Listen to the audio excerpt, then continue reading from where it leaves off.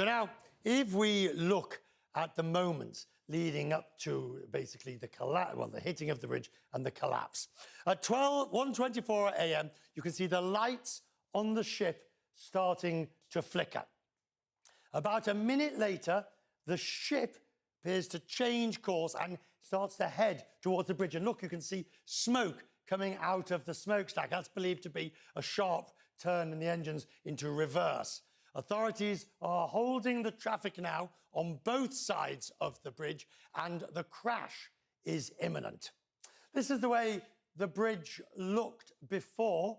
Remember what Brian Todd was saying about that central point, the collision point at one of the structures right at the support column. And this is really all that's left of it, which of course is far too small for any form of transportation. The ships have to go right the way through the middle at the highest point, and that's going to be a major task to undo that.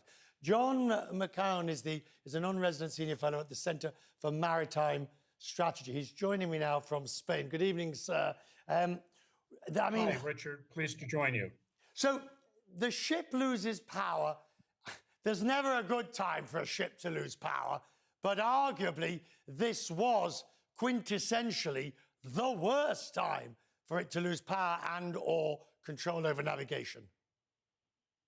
Richard, you're totally right. That's absolutely the worst time when you're navigating in close spaces like that.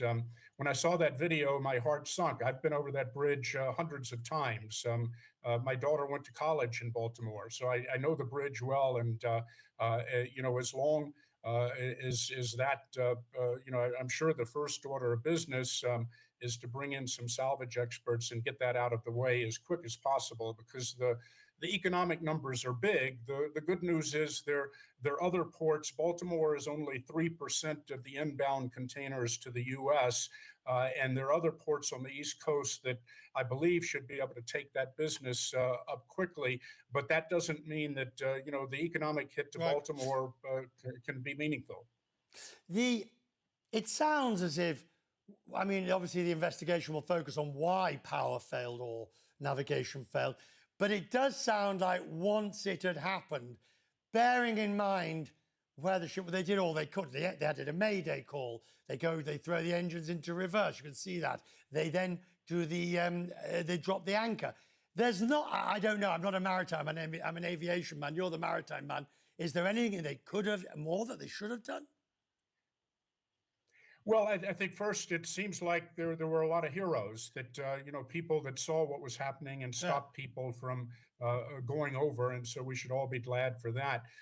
I think it's this will clearly have a very detailed investigation by the Coast Guard. They're great at doing things like this, and I think I can't speculate on what they could have done, but I think the Coast Guard investigation, which will go into details, will tell us everything that happened. And the good news is they'll also say what can be done. I think there was a news report also that said that the National Transportation Safety Board is going to be involved.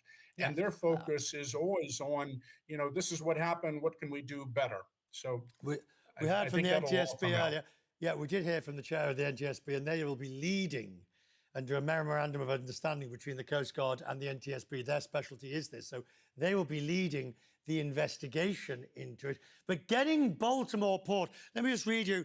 The Transportation Secretary, Peter Buttigieg, said the road to recovery will not be quick and it will certainly be costly. But we will rebuild, he said.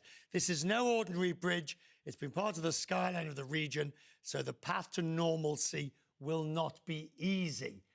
And indeed, when do they start doing that?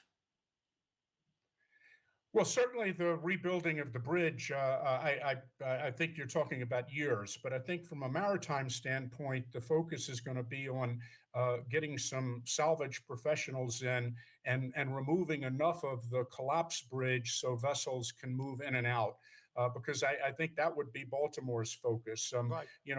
As I mentioned, I think if you look at the value of the cargo and containers moving over Baltimore each year, it's a big number. It's 35 billion. It's 96 million a day.